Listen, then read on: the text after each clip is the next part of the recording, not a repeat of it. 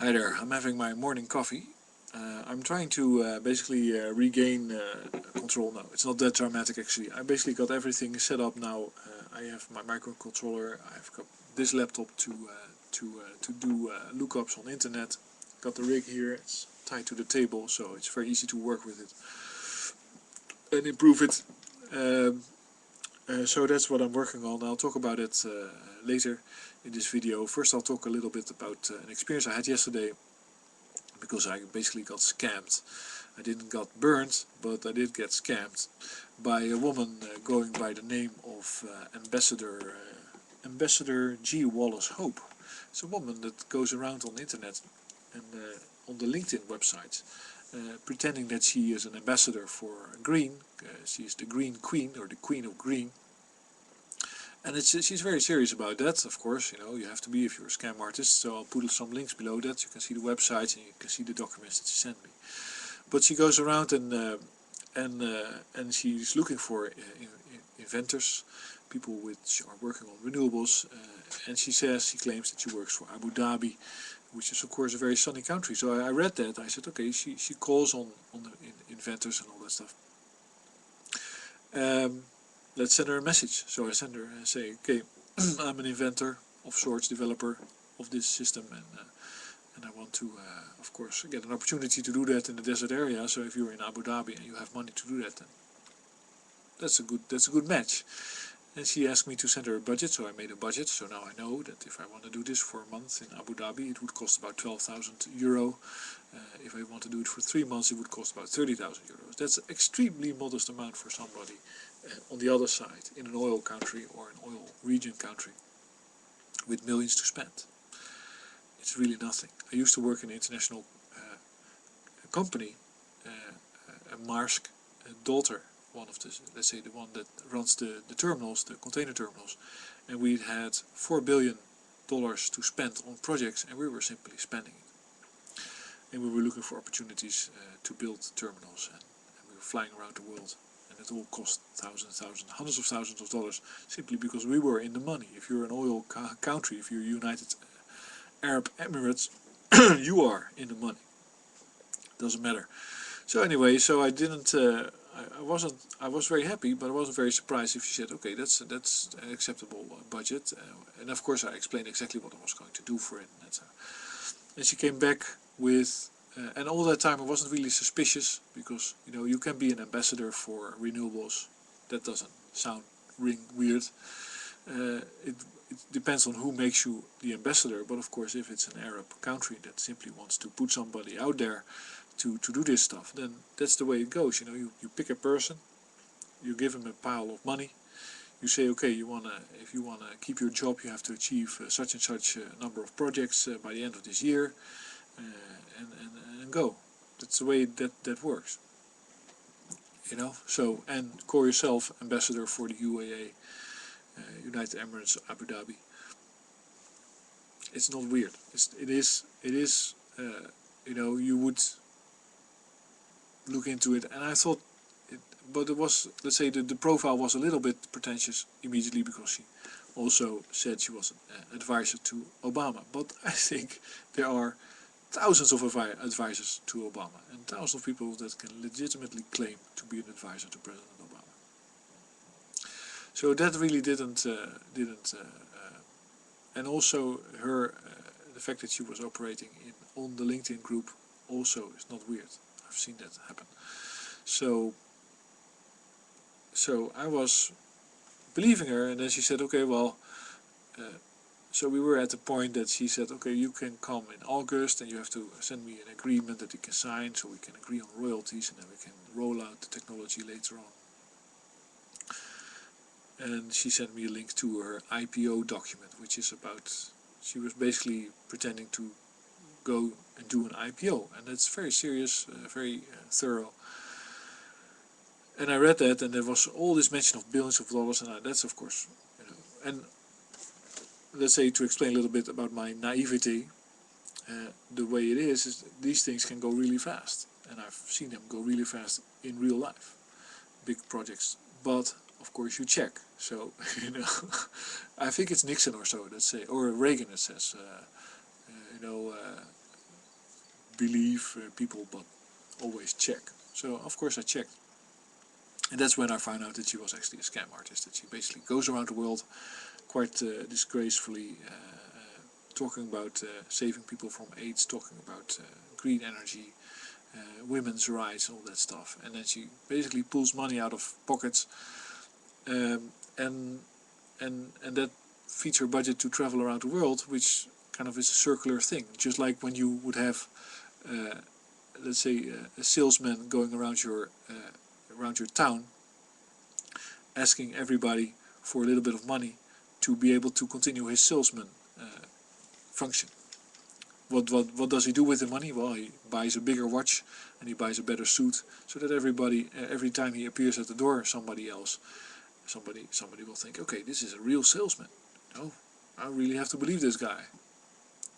I'll give him some money, and the guy goes to the shop and buys better clothes. That's what bankers do, basically. They pretend to be rich with your money, but and pretend to be important, and pretend to radiate authority with your money. So you basically are scamming yourself. But so that was a dream shattered, and I'll link to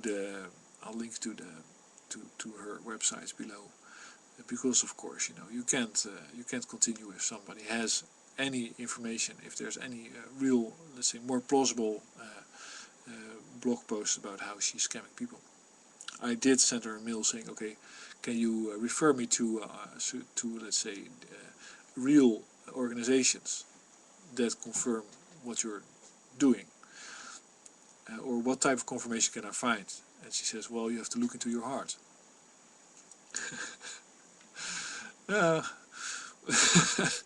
Yes. So anyway, but it means that basically if you are the more needy you are, or the more interested you are, the more gullible you will become. And if people know what to say to you, then definitely you're gonna be lured. You can be lured by people lying to you, and so many people lie it all the time. It's really disgusting. Some people will say it's unavoidable that you lie because language is imperfect, and people's minds are imperfect, and of course you never know what somebody hears when you say something to them. So if that's the case, then why not? Always try to make something up that you think will achieve the results. But nerds like me do like some realism in the communication. Anyway, long story. Enjoy the links below. In terms of technology, I've constructed this.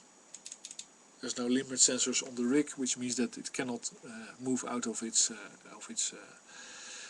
parameters. It cannot break itself because the motors are pretty powerful. The way it works is simply a loop of switches on the vertical and on the horizontal. Or let's say you have to basically use the terms for airplanes, which is roll, I believe roll and yaw, and those. I'll look up what I have to say in order to denote what actually is going on.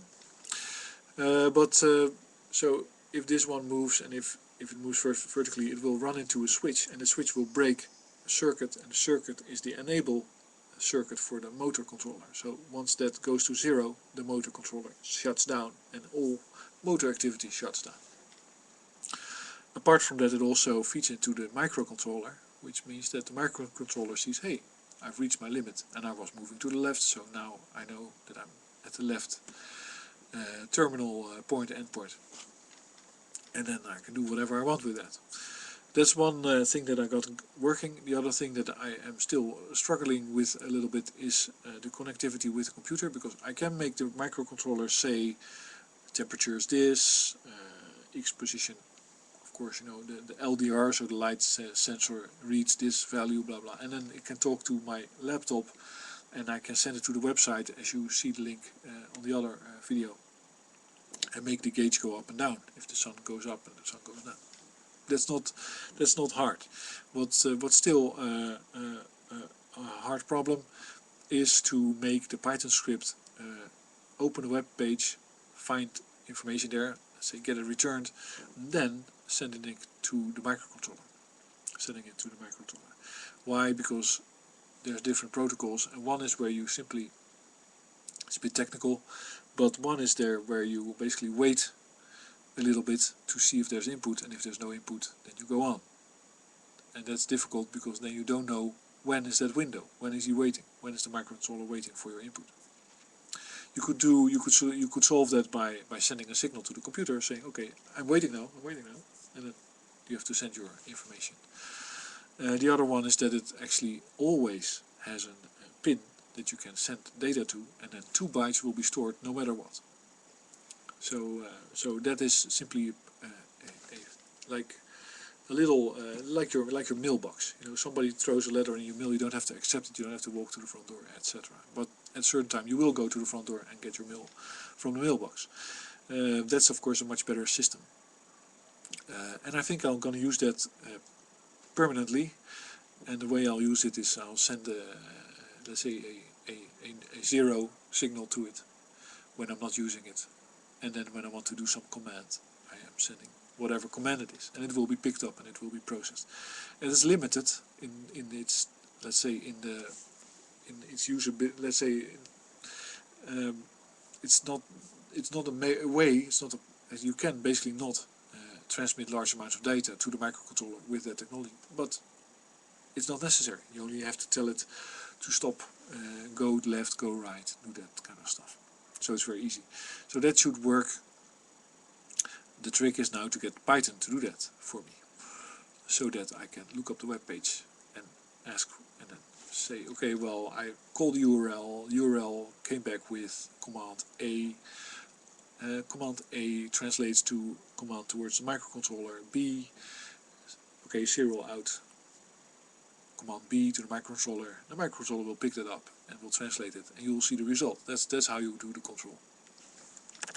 So that sounds all quite complicated, and it is a little bit, but other than that, let's say controlling the rig, go left, go right, should be achievable in the next few days or next day. Then the next step is of course that you get some input from it, so you get the light intensity, you get the position, all that stuff. This is all to make it more interesting to look at these type of things. And actually it is a viable heliostat rig, it's a viable CSP rig, if not very precise, but that can all be improved. So I hope you find it interesting. Check out the Glass Revolution webpage. If you want to invest, I could do a kickstart project for, let's say, the next few months.